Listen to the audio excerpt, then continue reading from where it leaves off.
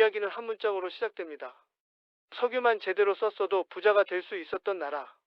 하지만 한 남자가 그 기회를 집어삼켰습니다. 오늘 우리는 한때 아프리카의 스위스라 불렸던 리비아가 어떻게 지옥 같은 내전 국가가 되었는지, 그리고 그 한복판에 있던 인물 무아마르 카다피의 삶과 죽음을 들여다보려 합니다. 북아프리카 지중해와 맞닿은 나라 리비아. 이곳에는 아프리카 최상급 석유가 묻혀 있습니다. 한번 뽑기만 하면 바로 현금이 되는 황금과 같은 기름이죠. 하지만 오랜 기간 외세의 지배를 받으며 정상적인 발전은 거의 불가능했습니다. 그런 리비아에 희망이 왔다고 사람들이 말하던 순간이 있었습니다. 바로 석유 발견 이후였습니다. 이제야 국민이 잘 살게 되나 기대가 커졌던 그때, 그 나라의 운명을 통째로 바꿔버릴 인물이 등장합니다.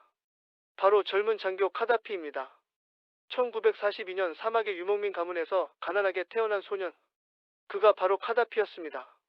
식민 지배와 왕정 부패 속에서 자란 그는 어릴 때부터 한 가지 생각을 품었습니다. 강한 지도자만이 나라를 바꾼다. 군대에 들어간 그는 비밀리에 젊은 장교들을 모아 쿠데타 조직을 만들기 시작합니다. 그는 단순한 군인이 아니었습니다. 이미 혁명을 준비한 남자였죠.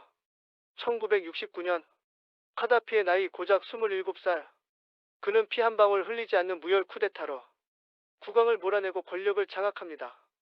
그리고 외쳤죠. 석유 수익을 국민에게 돌려주겠다. 부패한 왕정 대신 깨끗한 새 나라를 만들겠다.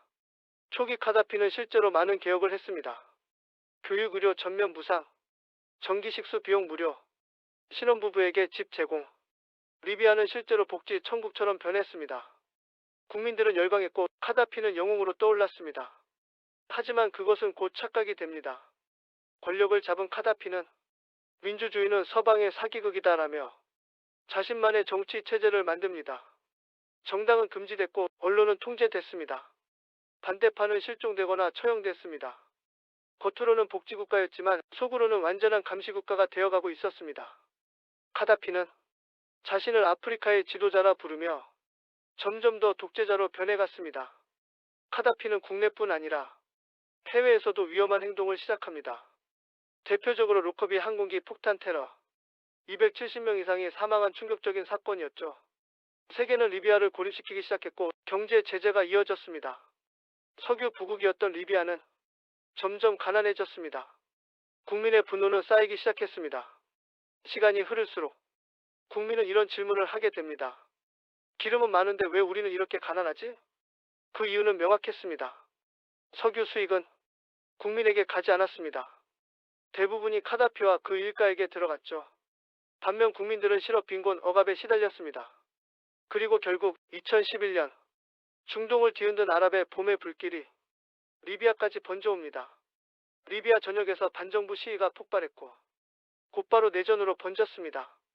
카다피는 군대를 동원해 무자비하게 진압했지만 국제사회가 개입합니다. 나토가 공습에 들어간 것이죠. 그리고 결국 카다피는 도망치던 중 고향 시르테의 하수구에서 발견됩니다. 그는 분노한 시민들에게 끌려가 폭행당하고 총탄을 맞으며 사망합니다. 세계는 충격에 빠졌습니다. 한 시대를 지배했던 독재자의 마지막이 이렇게 처참하게 끝날 줄은 아무도 예상하지 못했죠. 많은 사람들은 카다피가 죽으면 리비아는 민주화될 것이다 라고 기대했습니다. 하지만 현실은 정반대였습니다. 카다피가 남긴 절대 권력 구조는 그가 사라지자마자 나라 전체를 무너뜨리는 폭탄이 되었습니다. 국가가 두 조각으로 갈라지고 수십 개의 무장 세력이 들끓고 석유 시설은 파괴되고 범죄 조직과 인신매매까지 난립. 리비아는 사실상 국가 기능을 상실한 나라가 없는 나라가 되어버렸습니다. 2025년 기준 리비아는 여전히 동부와 서부로 나뉜 채 하나의 정부를 만들지 못하고 있습니다. 유엔이 중재해도 실패, 선거를 열어도 실패, 무장 세력은 여전히 충돌하고 있습니다. 석유는 그대로 묻혀 있지만 누구도 마음대로 뽑지 못합니다. 뽑아도 또 다른 세력이 장악해버립니다. 카다피의 독재 이후 리비아는 오히려 더 큰 혼란 속에 빠졌습니다. 카다피는 초기에는 국민에게 복지를 주었고 강대국에 맞섰습니다. 영웅처럼 보였던 순간도 분명 존재했습니다. 하지만 결국 그는 나라를 자기 것처럼 다루고 석유 부국을 빈곤과 내전의 나라로 만들었으며 권력을 유지하는 데 모든 것을 쏟아부었던 비극적 독재자였습니다. 리비아는 지금도 그의 그림자에서 벗어나지 못하고 있습니다.